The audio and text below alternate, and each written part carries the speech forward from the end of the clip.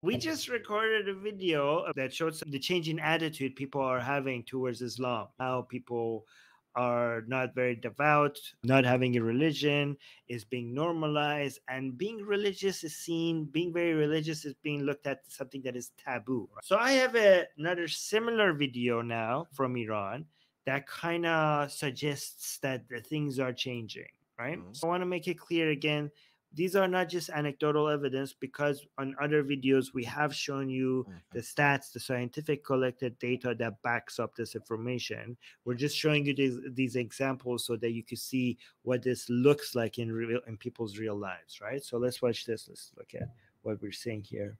شده و نشانه انقلابی عظیم در جامعه همیشه دیندار و دینخوی ایرانی است، صحنه نامگذاری یک نوزاد است. So what we're about to watch is, it's a tradition in Iranian culture where when a newborn baby is given to the elders to it's called a name giving ceremony, right? Cool.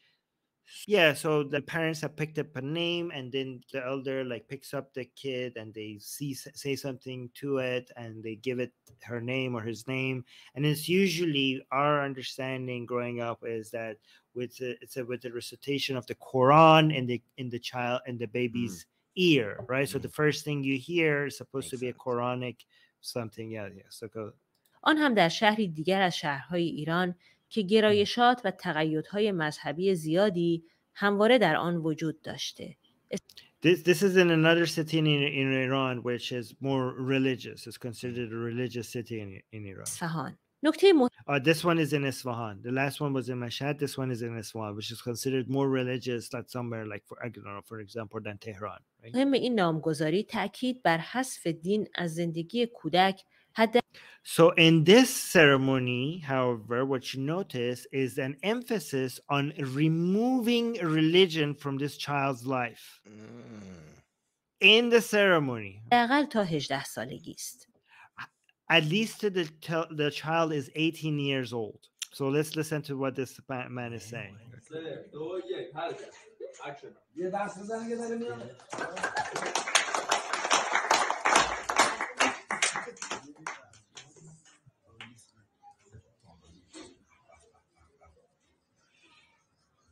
به نام خداوند جان و خرد. So he's saying, in the name of the God of life and wisdom. So this is a way of, this is compared to Bismillahir Rahmanir Rahim, which is the Quranic way of saying in the name of God. But this is a phrase from a poetry book called Shahnameh, from a poet Ferdowsi, which is supposed to be a more Persian way of saying the name of God rather than an Islamic way.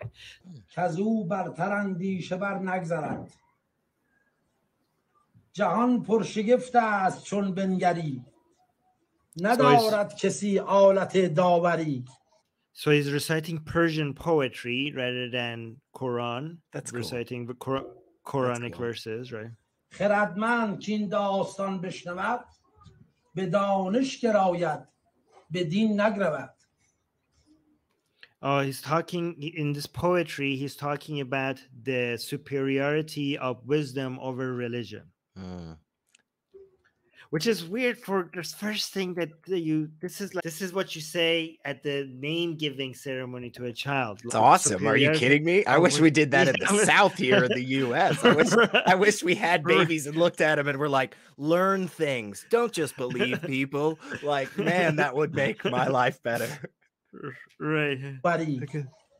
خردمند که این داستان بشنود به دانش گراید به دین نگرود. به یاری پروردگار جهان هستی.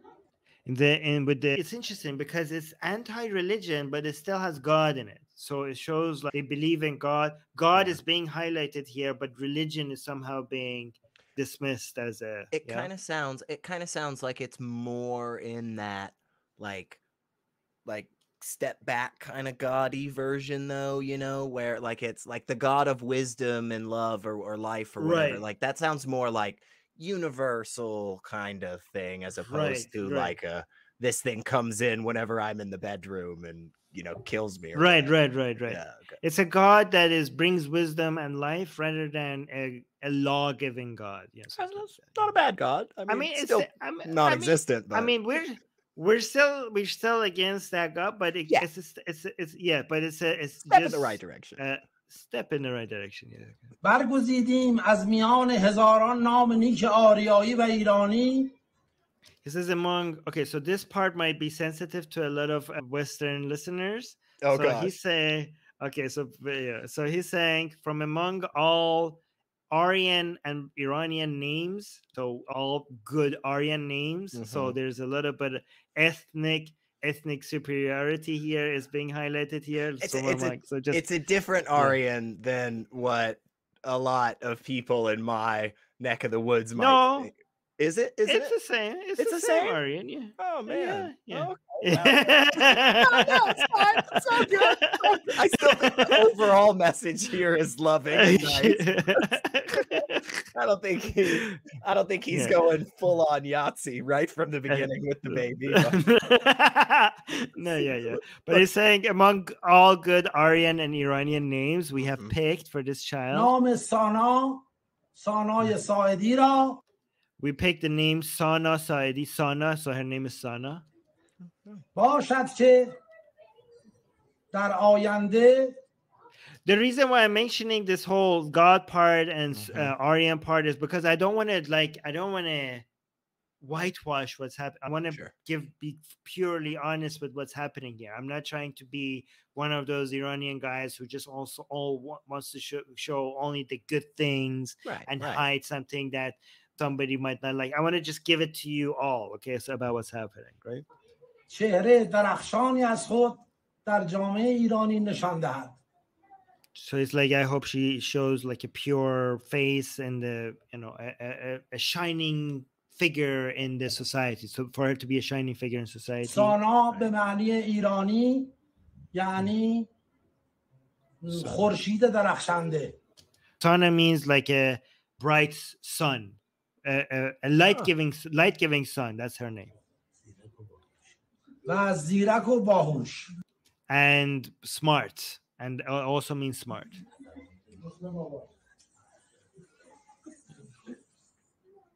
هیچ کس حق ندارد. This is the part. این گل شکفته 18 سال کاملش بشه. Now he's saying, this is the main part that you want. He's saying nobody's. Just think about this. This is the first thing in the name-giving ceremony. They thought, see how important this is to them. He's saying nobody has the right until this blooming flower, budding flower. Yes.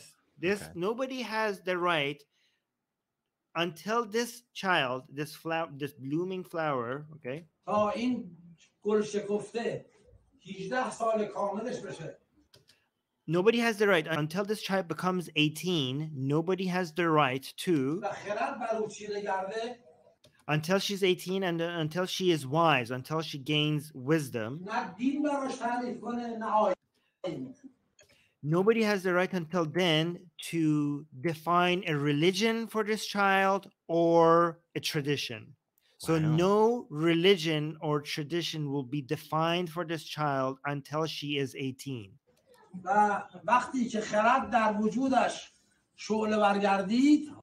And then when she has the wisdom, okay, when wisdom rises like a fire within her,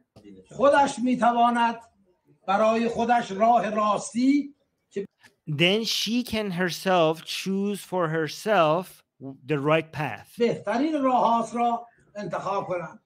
She can decide what is the best path for her when she is 18. And everybody clap for her health.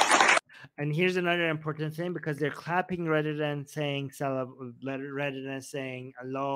salli ala Muhammad, which is like, usually when somebody says something like this, tradition is to say bless Muhammad and the family of Muhammad, but they clap instead.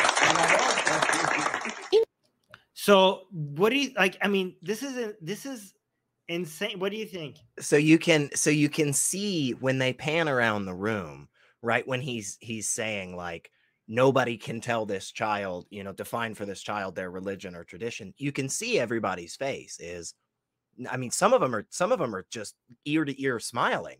They're all in support of this. This is a whole family of people that seem to be Right.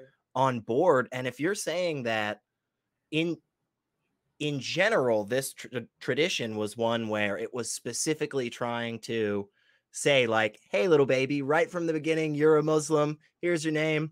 You're a Muslim. And then everybody goes, yay, Allah. This is a big deal.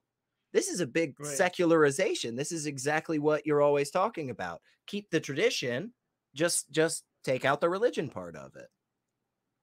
Yes, but there's also one more thing that is significant about this, because we are going beyond people putting religion aside. Mm-hmm. This is something that is happening in Iran. That is, I don't see it happening anywhere else. Leaving religion behind, is becoming the culture. I don't know how to explain this. So it is not just people saying no to a certain culture. Right. They are making a culture out of leaving Islam. Yeah. What we just saw is an important ceremony, an important ritual in Iranian culture. And among all things to highlight, they have decided to highlight the fact that their wisdom is above religion, and the fact that nobody has the right to decide what this girl's religion is until she is an adult. When you see other places people leaving religion, they are just leaving religion. They don't turn that into part of it. There's no families getting around with each other and in the name giving ceremony of their child highlighting the fact that religion is not part of our family. They're not doing that. Yeah. Right? Do you know what I mean? Yeah. Do you see how big of a deal this is becoming? Not choosing Islam and not being a Muslim is becoming an essential part of an Iranian identity. Yeah. They're showing the rest of the world right now, like, what real secularism can be, right? They're showing the rest of the world up and they're saying, look, this is possible to bring people together in this broad of and close of a way, right? And I think I'd love to see videos of that happening more and more. Like, I'd love to see, just like a compilation of different name giving ceremonies where people are specifically being like, hey, no religion, none of that crap, Right. I don't know if we are. I feel like I'm not doing justice about what's happening here, right? They're not just shaking off an identity. They're making a new identity off of shaking off this identity, and they're ritualizing it as you mentioned, like, how we were talking about, we need rituals, right? Yeah. So it's not just that in Iran we are seeing the greatest mass exodus out of religion in the history of the world. That's happening. But we're also seeing something that I don't see. I mean, I guess we see something like that in France, for example. There's a lot of people in France that France being secular, they brag about it so much, as it being as if it's some part of French identity. It's a bit more top down with them. This feels more bottom up. This feels more like the people themselves are just kind of all waking up and saying, this is the right thing for us to do, Right. And I've never. Yeah, you're right. Go on. Sorry. No, that's it. Just whereas with France, it feels a lot more times like it's the government coming down and the people just go, yeah. No, but there's a lot of people that support that and consider that part of French identity, right? And like they brag about it, right? But this is also becoming part of their identity, and it's ritualized as well. I don't see people ritualize that. I don't see rituals around not being religious, for example. You know what I mean? It feels like they're doing a lot better of a job than like what a handful of the atheist groups in like the US have talked about trying to create. A lot of groups have talked Right. about trying to create this broader thing where we can all kind of gather together and do and have these traditions, but have them very Right. secularized. But yeah, that's just an example of one. I've seen in the US some people make attempts to ritualize atheism, Yeah. and there was backlashes, and people just kind of saw it as cringe, Mm, right? So it wasn't very kinda welcomed was. when that happened, right? It Yeah. wasn't, yeah. So, and I think because a lot of people in the United States, when they saw people try to ritualize atheism, they were so disgusted with Christianity, Mhm. then they were sensitive with rituals because of their experience with Christianity. Right. So when atheists try to ritualize atheism because of the negative experience they had with Christianity, they kind of saw that as cringe as well. The reason why I think this ritualization of leaving religion works in Iran is because they have other rituals that is not seen as cringe, that they could tie this to it. So there's ancient Persian rituals and Persian poetry. So not all forms of rituals is seen as cringe right now, right? Right. It's just the Islamic ones that is seen as cringe. So because there is not this negative sensitivity against rituals as a whole, I guess in Iran, if you want to tie putting religion inside to some form of rituals, people don't have that disgust reaction to it, because there's other rituals that they celebrate and they enjoy. And I think that's why in the United States as well, when they experimented with ritualizing atheism and people like, ew, gross, no, I think they decided, like, that's why atheists who really wanted rituals, they like, well, what about the Satanic Temple, right? Because then they were like, okay, the Satanic Temple could give us rituals, and people don't see that as cringe anymore. You know what I mean? Because it's not atheist. Like, they're still atheists. People are like, okay, that's cool, right? Because Satanism, it has a history, just like they have. As long as I think our minds is wired in a way to want rituals have to have some form of history for us to not see it as cringe. Yeah. Right? So if you try to make rituals out of nothing, people are like, gross.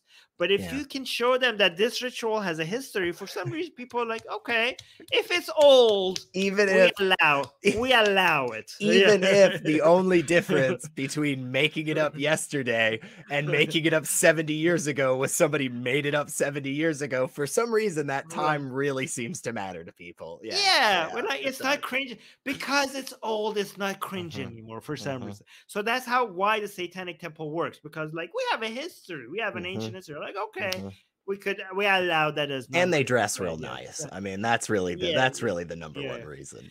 Imagine if they were trying to do, atheists were trying to do that just from beginning, like with no history, like if we were like dressing up as atheists and had atheist rituals, people are like, no, like, okay, yeah, so that's what we need to do, Armin. We need to go look up like some rituals and atheists from like 1,000 years ago and just bring them back and then just get everybody on board, you know? I'm thinking togas, I'm thinking, I don't know. We'll figure this out. I think if you could, I think that would sell. Like if you go and show how many Greek philosophers and ancient Indian philosopher and ancient Greek philosophers were atheists, and you want to ritualize that, people are like, okay, maybe, they were on board. Okay, they might be like, okay, as long as it's not new for some reason, that would be disgusting. That's it.